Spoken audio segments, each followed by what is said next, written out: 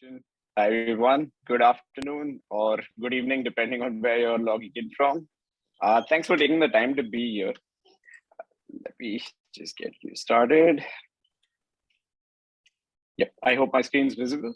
Yes, we can hear you and see your screen. Fantastic. Please go ahead. Fantastic. All right, so we're going to be talking about how to leverage machine learning and automation for improved customer support, right? This is just a very specific area in your digital transformation journey. The whole point of this was, well, there are two things that always play on my mind. One is that when most entities are scaling, right, they're always focused on growth. They're always focused on enhancing their sales, meeting their numbers. Often they tend to put customer support on the backbench.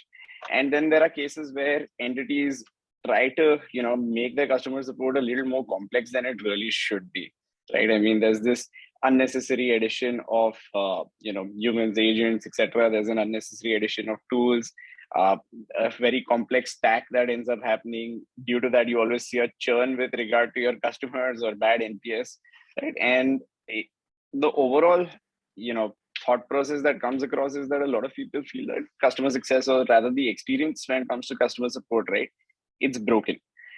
And this is because of a mismatch of expectations that occur specifically to this domain. And that mismatch, right, like the whole balancing out a self-serve, balancing out a virtual assistant, adding in some human elements. There are occasions where customers really need humanized support. They don't end up getting the same. That leads to low NPS, high churn, bad lifetime value, bad PR, poor retention. Right? So what we're going to do is we're going to talk about very specifically how scaling support in line with growth, right? It's not exactly a hectic affair, how it could be really simple. And I'm going to share everything that I've learned while automating support for over 100 plus enterprises across the globe. Now, to begin with, right, I just wanted to make it clear who this session really is for, right? So before I spend like the next 10-15 minutes of talking about some of the things that work for a bunch of folks, I want to focus on who this isn't for. This isn't for people who don't want to prioritize their customer experience. This isn't for folks who are managing less than 5,000 support queries a month, right? It's just an unnecessary exercise. If you have a low volume, you might as well, have human agents and go the traditional way, pick up tickets. And while that might be time consuming, but at a low volume, it's really not that rewarding to leverage automation or leverage AI due to lack of data, due to lack of various pieces, right? So let's get started, right? With regard to who this session is for, it's for the folks who have the following goals. They want to provide 24/7 uninterrupted customer support, and they want to ensure that it's personalized at scale.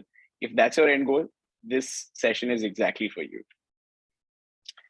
Okay. So, when we're starting off, right, like there's always this big question that where do we begin? If we are starting our transformation journey with regard to customer support, what is the starting point? And I think the very first point is to scan your existing channels, scan your existing data, take a look at your existing tickets, your existing calls. If you aren't saving your calls or logging your calls, you should right away, because all of that is a gold mine, right? That gives you a clear picture with regard to what exactly are your customers saying, what are they saying with regard to different channels, right? Then the next thing to do, I mean, you need to understand your customer demographics. A lot of people are choosing a lot of third-party platforms as well to provide customer support, right? Like, for example, you'll see a huge shift with regard to folks preferring a WhatsApp, preferring a Line or Viber, moving outside their own app or their web ecosystem, leveraging other platforms like a Facebook, Instagram. You need to think clearly whether do those channels really work for your brand. Something like an Instagram could work really well for an e-commerce entity, for a retail entity, where there's a lot of visuals going around. But would it really make sense for a bank?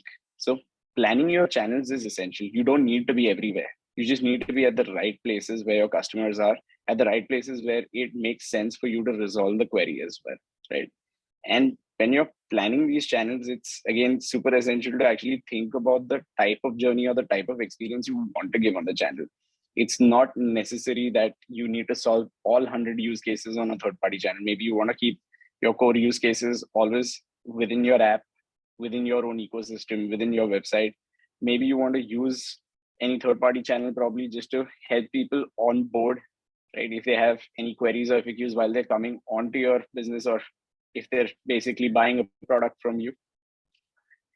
Another key point is building for multiple languages. And now it's come to the point where it's not just multiple languages, it's also being able to build for mixed language inputs, right? I mean, the whole idea is that lately you'll see folks who are probably typing in an English script, but the word is actually a word from some other language or has a different origin.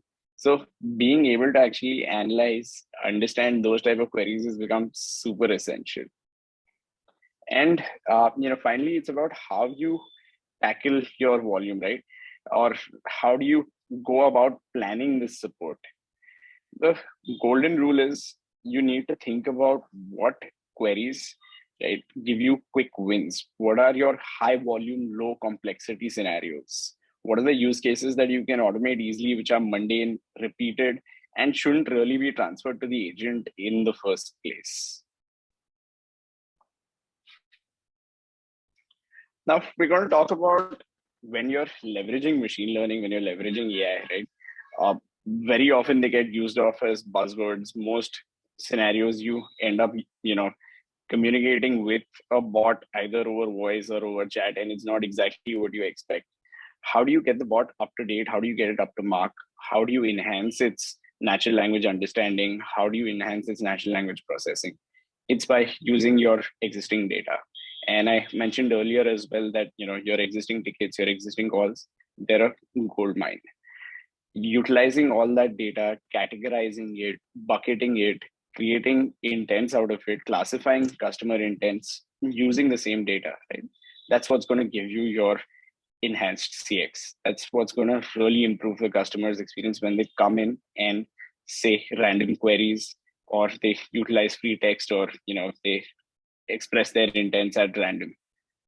Now, when you're building to revert to these customer queries, the idea is to keep everything short, keep it to the point, ensure that people make it to the hook. You don't want people to hear a long robotic call or get a long message over a 7-inch phone screen and just drop off from there. So it's super essential to keep things contextual, keep them short, keep them to the point, right? And the idea is that when you're building these workflows, these user journeys, it's super important to have them structured.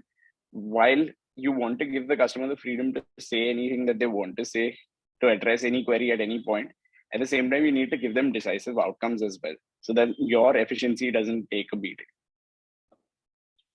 Now, when we're talking about the efficiency, right, it's super, super key to make sure that every flow that you build, navigating across that journey is simple. It shouldn't be something that's too complex. It shouldn't be something that takes 4 steps to probably view your balance or view your last purchase. If it's something that basic, I think it should be something that should be achieved in a single click, a single step, a single phrase, or an intent coming from the user. So according to me, I think this is the most important part when it comes to building bot flows, leveraging AI, leveraging ML. Everything that you can do under the sun. I mean, the most important thing comes down to your integrations. Your voice bots, your chat bots, all the automation in the world is only great if you have the right integrations in place. So you need to first sit down with your tech team and your various stakeholders, understand your entire tech stack and suite of services, solutions that you're already utilizing at your organization. And the main goal here, right, is to realize what role can these solutions play when they're integrated with your, with your support. It'll help you personalize, or rather the fact that we keep saying, right, we want to provide personalized experience at scale. All of that comes to this. It's only when you're integrated with your CRM, with your CDP, with all the databases that you are currently leveraging, it's only then that you can actually recognize the customer, provide them with a 1:1 experience, give them dynamic responses. So integrations are super, super key. Now, when it comes to handoffs, right, Like I said earlier, no matter how good the AI gets, no matter how good the machine learning gets, some cases, some scenarios which are super unique, super complex, they will need human attention. So ensure that when it is a complex query, when it is a one-off scenario, when it isn't from your 80% bucket of repeat mundane queries, make sure that the handoff is smooth. Make sure that it's easy for people to actually get to an agent, get human support. Don't make that journey complex for them. Don't try to block it just for the sake of, achieving a high automation percentage, because that's not going to get anyone anywhere. And keep one thing in mind: whatever you build in your support stack, you're primarily building it for your agents. They're the actual users of the platform, right? The whole goal is to enhance their productivity. So I'll give you an example of what we personally do at Volume, right? We basically have a system called Smart Plugs. Now, Smart Plugs is just a very simple hack. All it does is that on the right-hand side panel, it gives a quick view or a quick access to, for the agent to take a look at their head desks or the CRMs or any customer data platform or any information that's in the MarTech. The whole purpose of this, plain and simple, we just want the agents to get quick access to what the user could be talking about or what the user's context is, so that there are no gaps or blanks. Now, a simple hack like this has boosted agent productivity by nearly 25% because agents are able to actually resolve queries faster with the complete picture in front of them. Again, simple neat touches like pre-filled responses, pre-filled tags to avoid making spelling errors during QC.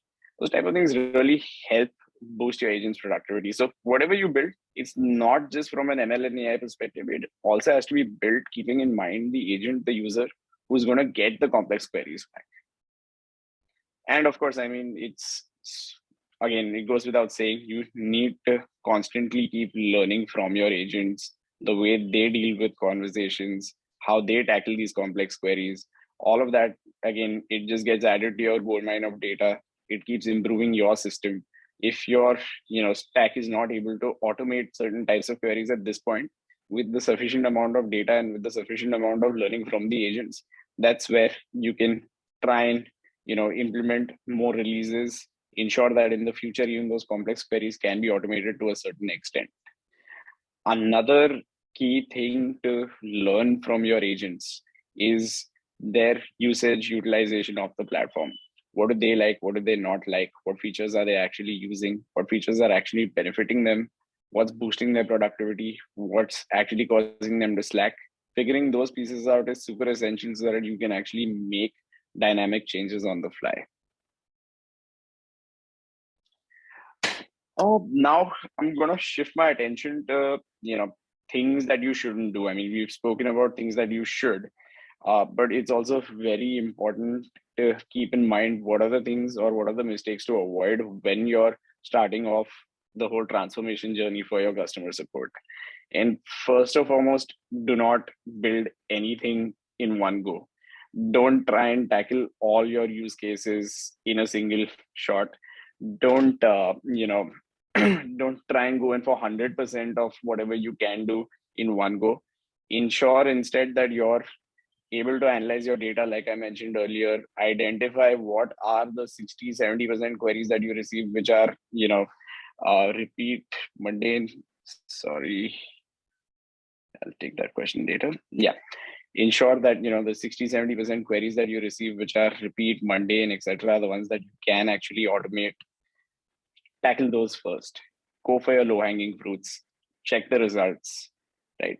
And after you're done with that, again, like I said, most people, what they try to do is they try to build the Tower of Babylon, then see some failure and then roll back. Instead of that, plan your releases well.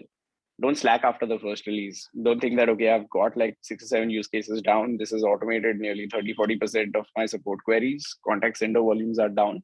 Let me cut this off at this point. Instead, think about the next steps. Think about what worked in the previous release, what didn't work, how do we correct what didn't work, what are the other use cases we can add based on the customer reactions, the customer interactions, what could be the next steps that we can do for them. So don't slack. Keep planning your releases. Some of the more successful entities that we've worked with, right?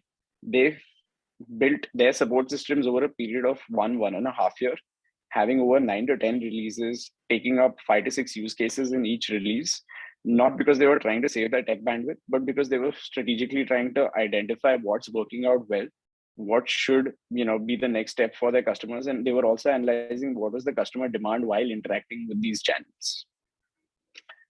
A super common mistake a lot of businesses make is search for a playbook. Don't do that.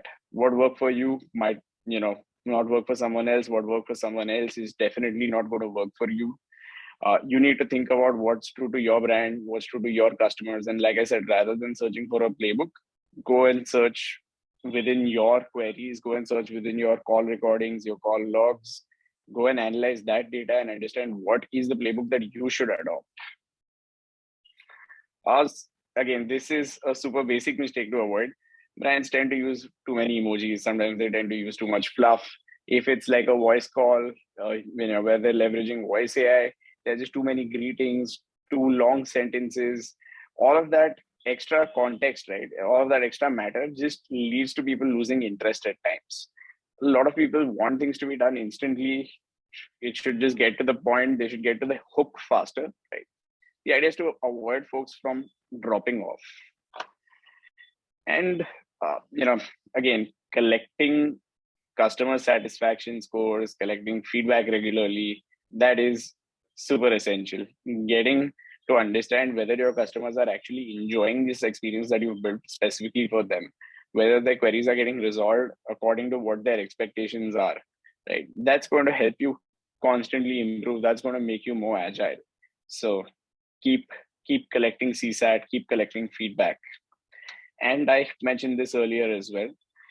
Don't block a customer from talking to an agent. If you sense that there is a negative sentiment there, if you see that the conversation is going downhill when it's being handled by your machine learning systems or by your AI powered bots, don't block the transfer. Let the transfer happen. The objective is to let the customer meet its resolution, not showing your higher automation percentage. So ensure that you're planning this out well. Ensure that you're mapping the customer's journey well. If it is a complex case, let them move to an agent until you're ready to actually handle the complex case.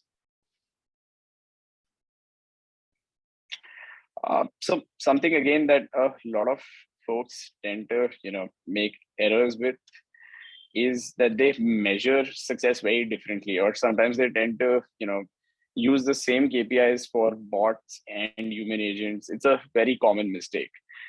That's where you need to draw the line. You can't compare your bots to your human agents. You cannot have the same KPIs for both parties, right? There should be completely different ones.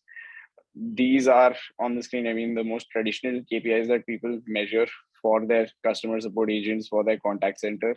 And that's, your average response time, first response time, resolution time, resolution rate, how many chats are being handled by them, right? Just to get a sense of their efficiency, customer satisfaction. If you're using the same metrics and KPIs to, measure your bot's productivity and bot success, then there's something massively wrong there. The ideal KPIs for measuring your bot, your AI, are more with regard to how many chats are they actually being able to resolve without any agent assistance. How many goals are being completed? So within every flow, within every user journey, right? You can always mark out the goals and understand at what point are the customers dropping off, or how many customers are actually achieving all the goals. If I have come onto a chat channel for an e-commerce entity to cancel an order, it should be measurable that how easy is it for me as a customer to meet that goal of cancellation in few steps, right? Deflection, again, the idea is that the lesser the number of queries deflected to the agent, the better your bot's performance, right? But again, not blocking the transfer or the handoff to the agent, but in terms of resolution, right? Coverage and accuracy. And these are the two pieces that matter the most. Being able to understand your system's coverage within your data set, understanding how many intents, how many user intentions it's able to actually analyze, understand. At the same time, amongst those, how accurately is it able to respond to the user? these two metrics matter the most. We have worked with a bunch of folks who've seen some really, really good results, right? And all that these things have done, these folks have done is followed, simple steps. They've not done something too complex. Let's take the example of, a leading bank in the UAE. All they did was before they started or before they kicked off with the build, they actually took time to analyze their data for a month or two. They actually identified that nearly 62% of their queries were with regard to balances, transactions, checkbook requests, branch locations. They understood that a lot of their queries were also with regard to blocking their card, activating a new card received, right? And then the question arose that, hey, these are queries that don't need really any form of human assistance. They're really simple, right? If I want to see my balance or if I want to see my last 5 transactions, do I need to make a phone call? Do I need to go into some other channel? And I can simply just ask for it. So they tackled those. And within the first 2 quarters in itself, hello, sorry. Yeah. So in the first 2 quarters in itself, they noticed a dip of 30% in terms of call volumes at their contact center. And over time, I mean, they were able to add more and more use cases, including being able to transact using, chat AI. And that's led to over 85% support automation accuracy. Then another case with a leading e-commerce entity in India, right? Nika, as everyone knows, has grown year on year tenfolds. They've now become a public entity. I mean, back when we started, they used to just be a startup, right? And the fact that they were able to just focus very clearly on the, on the reality of customer support in e-commerce, that majority of your queries, nearly 80% of your queries are always going to be around order tracking, order delivery, status of order, where is the delivery partner, cancellation, return, refund. That's why they were able to achieve this extremely high number of 92% bot deflection rate. And this is a very simple recipe that most e-commerce entities can adopt and solve their customer support volumes. And finally, a retailer, Canva Group, right? It's one of the largest retailers in Southeast Asia. Their goal was simple. I mean, with COVID-19, they didn't want people to step out too much. They didn't want people to, people weren't able to also go to, their various department stores, their malls, etc. So how do you get the customer to connect with an agent, and agents that are located in different centers, different stores, different outlets? So whenever a user came in to inquire about a certain product, our systems or our bots used to just check whether that product is available. And then they used to make a second check on where or which outlet is it available at.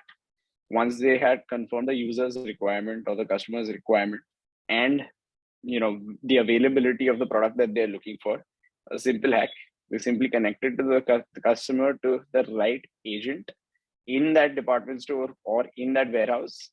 And the agent also had an option to do a simple video call link for the customer, show them the product, confirm whether they're okay with it, and mark the sale through our system itself. And that's what led to 1.8x increase in their engagement. Thanks a lot for joining me on this session. I mean, in case you forgot about me due to all the talking, you can always reach out to me later. Thank you.